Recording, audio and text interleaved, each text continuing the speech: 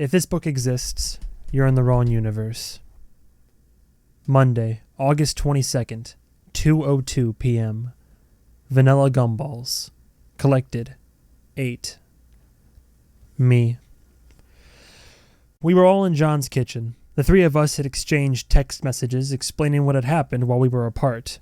But the stories were nonsense when distilled down like that, so we'd had to just do it all again verbally.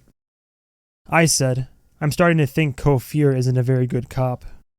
Amy said, I don't even want to talk about that. We're obviously not going to murder an innocent man who is a famous pillar of the community and also a grieving father. The detective can do what he wants to us. That request goes straight into the trash. John and I shared a glance and pretended we'd both been thinking the same thing. John said, How do we find that old man? The one who talked to you in the store, not the bus driver. I said, Considering that he seemed to have the ability to hop between worlds without much effort, I'm thinking it won't be easy. Amy shook her head. He's not the most pressing issue either way. The app shows Swallow has all 8 gumballs, but that the magpie hasn't been fed yet, and the stomach meter thing says it's going to start shrieking for its meal soon. Man, we're idiots for not checking the app after we blew up the box. We were just so tired at that point, said John. I nodded off while I was wiring up the explosives. More than once. I was sure we were going to die. Amy said, That's no excuse. We have to be better. That's what I've been saying, said Joy, who had apparently popped into the room at some point. This is why I didn't go with you to the fireworks last month. Remember when I said I had to work? I actually just didn't want to be seen in public with you. So, I said, we have to find either the egg or Mr. Swallow, or both, before the feeding. The problem is we have no idea where to... I stopped myself. I have a tendency to forget my dreams the moment they end, but the one I'd had last night suddenly leapt back into mind, wholly intact, including some very specific instructions from Fancy David. Then a whole bunch of things fell into place at once, and I was suddenly dizzy. Amy, looking alarmed, said, What? We don't have to find the egg, or Swallow, or that stupid book. We just have to find Bass. Amy heard something in my voice she very much didn't like. Why? When we reviewed the video from when we were out of it, we found I talked to someone who gave me guidance. I think I know who it was. I think it was me. Some more functional version of me who's trying to fix all this. He appeared last night, right in there by the sofa, and he told me this is all about Bass in the end. Last night, said John. You mean in a dream? I don't know. That's the problem with seeing actual, tangible craziness in your everyday life. You don't know what's worth paying attention to and what's just your brain misfiring. If Fancy David is real, I don't know where he's from or how he got here. Maybe it's reality glitching out, like Amy said earlier. Either way, he was berating me over how we were handling this, and it seemed like he knew what he was talking about. I don't know how to explain it. He felt like the most professional possible version of myself, I guess. The version of me that would exist if I tried harder. But then I woke up and it turns out he was right. We'd fucked this up. And the advice he gave me last night, man, it makes sense. I stopped myself again. This next part was what I couldn't say out loud, which is why it made sense. If John's thing about all this being a repeat was correct, then killing Bass is what we wouldn't have been able to do last time. Amy wouldn't have allowed it. Would have insisted we find some alternative, holding off until it was too late, like the guy who almost ruined our 4th of July. In Bass's case, it just comes back to that fundamental truth. The first thing they teach you in school, if anyone offered classes in whatever you call this work, that for the most part, houses and dolls aren't haunted. People are haunted. There are millions of these toys that are apparently harmless, not because of any properties of the toys, but of their owners. If we destroyed the magpie, Bass could have another one tomorrow, and he has the power to start it all over again. In fact, it's likely that he alone has that power. That's why he was chosen. The toy didn't have to be stopped. Bass has to be stopped. Stopped to death. If Bass's abilities make him special, then all this other stuff is irrelevant, I said, choosing my words carefully. You have to go to the source. There's no point in cleaning up the sewage until you fix the broken pipe. That's what Fancy David told me. Whether he's some me from another plane or just the smartest part of my brain manifesting as a vision, I think he's right. John said, "So do we just go to Bass's house? Mount an assault while he carries out some occult version of Home Alone to fend us off?" I imagined us pulling up and just riddling the house with bullets. Then imagined little Gracie getting hit in the process. Then I imagined waiting until Bass left the house, tailing him, and blowing his brains out while he waited at an intersection on his motorcycle. Then I imagined little Gracie afterward, howling with grief. Then I forced myself to stop imagining things entirely. "Actually," said Amy, "he's at school. He just posted a pic from there." She held up her phone so that I would know how she had seen said picture. "It's their first day back. We could intercept him on the way home." I nodded. "Then that's what we do." Amy said, "But then what?" "We have to stop him from doing magic attacks on us, for one thing," said John. "I don't know what all tricks he can do, but just the one I saw is enough. He has what occultists call the invisible touch. He can just reach in and tear you apart." I said, "How do we stop him from doing that?" while thinking that just shooting him in the head would probably be one way. "He had to do his hexes verbally. I heard him. I think you have to disrupt his speech and then bind his hands somehow." Amy said, "Already this is getting more violent than seems necessary for someone who, again, is probably standing at his locker right now and ranting to his football team buddies about which girls gained weight over the summer." I said, "If your complaint is that he's just a kid, note that we started trying to kill Mr. Swallow from the second it was born." John said, "We can stop him from doing verbal spells with the speech jammer." That was a gadget John had bought off the internet. About 30% of John's income went to bootleg devices he found online, many of which were either illegal or more dangerous versions of legal things. It was absolutely diabolical. You pointed it at someone, and when they tried to talk, it would echo their own voice back to them in real time, only much louder and with a tiny delay. This, if you've never experienced it, absolutely breaks the brain's mechanism for generating speech. You need to be able to hear what you're saying in real time. That delay throws off the process so much that you'll actually get lightheaded if you keep talking. We tested it out at a party, and one guest got so frustrated by it that he tried to rip it out of John's hand and smash it on the floor. But to be fair, I'd had a couple of drinks at that point. I said, if it works, then it'd just be a matter of tying Bass up, sitting him down, and getting him to give up all of his cursed objects and tell us how to destroy them, and to swear off the occult lifestyle forever. Amy asked, "How do we convince him to do all that?" John said, "Could we offer him weed? Maybe he just needs to chill out." I said, "We have to make him understand. One way or the other, we have to make him see what's out there, waiting to get in. And that if he persists, well, we can't be held responsible for what happens next." Joy said, "While you guys are doing that, I'm going to go across town and shop somewhere crowded. So I have an alibi."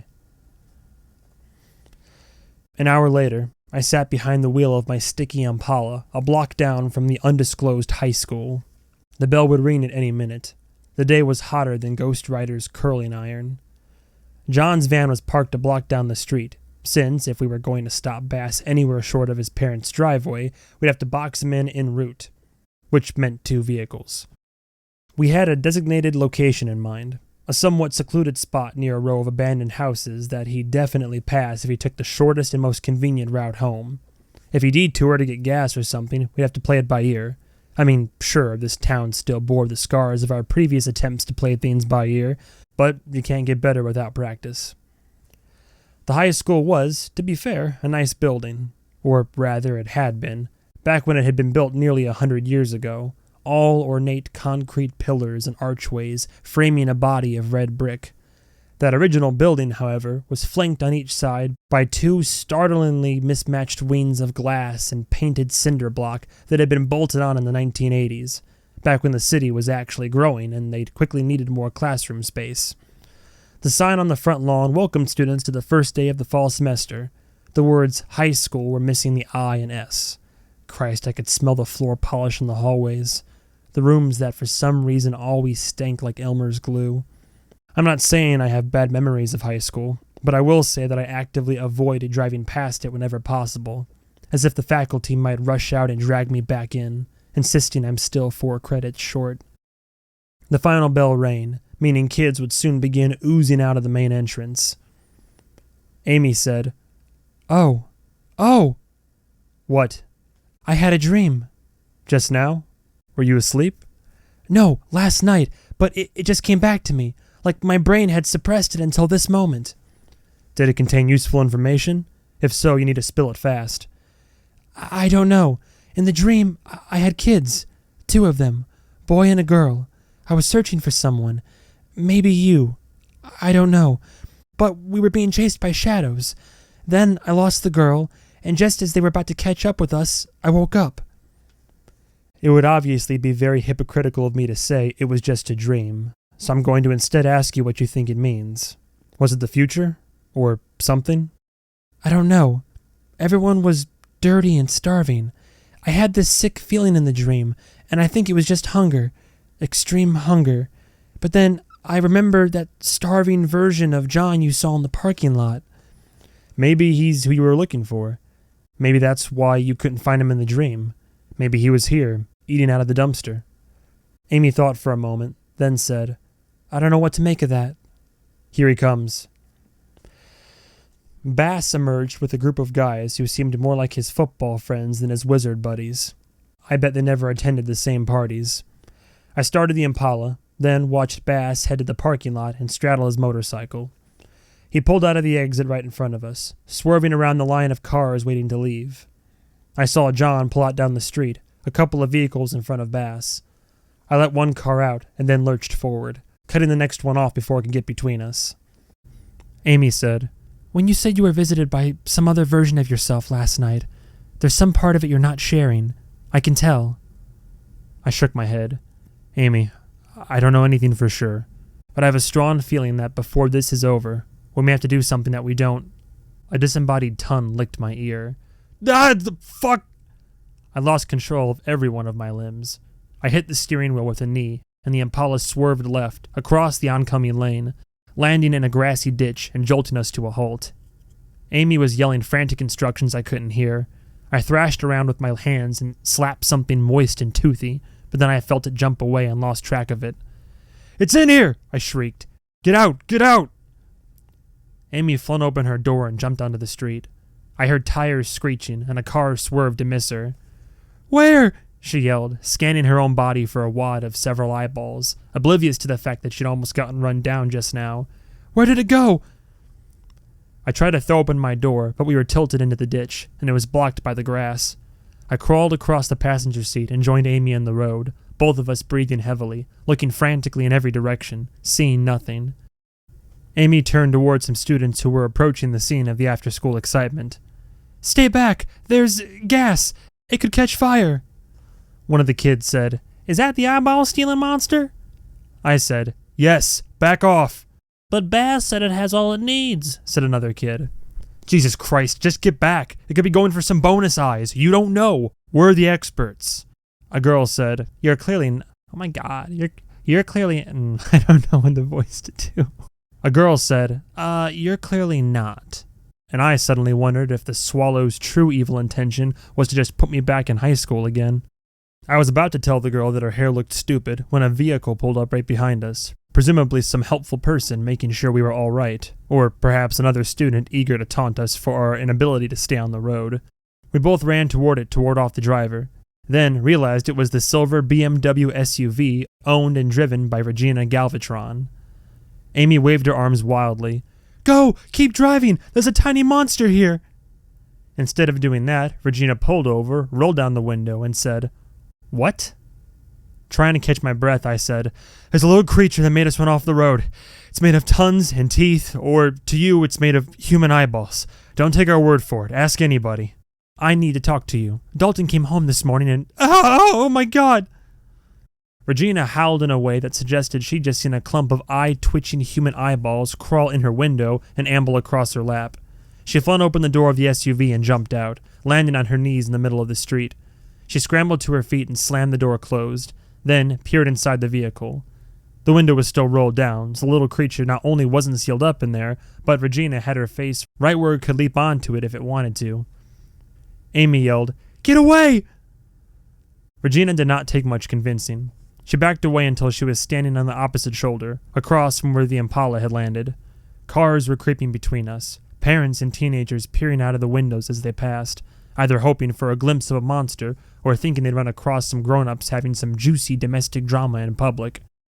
I ran up to the other side of the SUV and peered into the windows. "Shit, she brought the egg!" Amy rushed over. The magpie egg was sitting in the back of the SUV, and as we watched, the wad of hovering eyeballs, each one twitching and spinning as if their owners were remotely operating them, calmly walked up to it. The egg opened just enough for Mr. Swallow to squeeze through, and then the plastic polka-dotted shell snapped closed again. "Yummy! Thank you, Mommy. I love you." I closed my eyes and put my hands on my knees. I stayed like that until I heard Regina, who must have decided from our manner that the immediate danger was over. I found the toy in Gracie's room. I don't know how it got there. I grabbed it and ran out of the house. I saw the news about the bus. I was headed here to confront Bass about it. I didn't know if he would come home. People are dead. What is happening?" I said, "Get out of town. Take your kids and go. Don't even stop to pack." "I would if I could. Dalton won't hear of it." "Then go without him. You've got access to money, right? Do what the rest of us wish we could do. Get away and spend every night thanking God you and your children dodged this bullet." "I can't. Even if I wanted to. Dalton, you don't understand." "Oh, I understand just fine. This town finds ways to keep you ensnared. Why do you think we're still here?" "What is this place? Are all the stories true? How is this real?" "What context could I possibly give you that would make any of this better? We're going to take the toy and, I don't even know, try to destroy it? Try to get help? Try to do something? I don't know. But what can I do?" I didn't answer. I'd already told her what to do. I opened the back door of the SUV and grabbed the egg. It didn't weigh anything, or rather, it weighed what you'd expect a cheap piece of plastic with a stuffed animal inside it to weigh.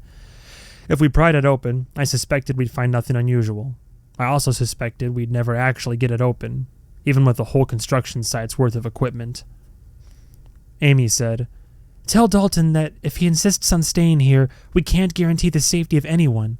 Not you, not him, not Bass, and especially not little Gracie. That thing that just crawled over you, Bass made that by feeding it parts, and some of those parts came from your little girl."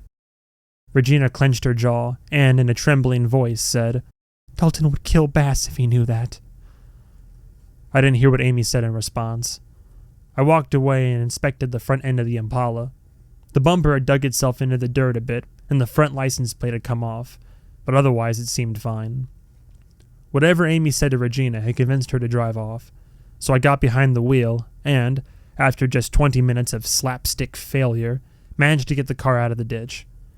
I was faintly aware that like 50 high school kids were now watching me from across the street, several of them recording me with their phones. I got out of the car, walked over, and set the egg in the middle of the school parking lot. Then ran over it with the Impala while the crowd of confused students watched. I backed up, ran over it again, then repeated this 6 more times. When I got out and examined the toy, I wasn't surprised to find it actually looked better than before. Not even black smudges from the tire rubber marred the surface. I picked it up and showed it to my audience. "Look at how haunted this toy is, you assholes. Look at it." I stomped back and stuck the toy in the trunk of the Impala, but didn't close the lid. I just stood there at the back bumper, looking at it, waiting for some solution to all of this to magically occur to me. Instead, I heard that other, better David taking over my internal monologue. "What if, and hear me out, loser David, this just can't be solved? You got a second chance, but the only factor that matters is you, and you're still here.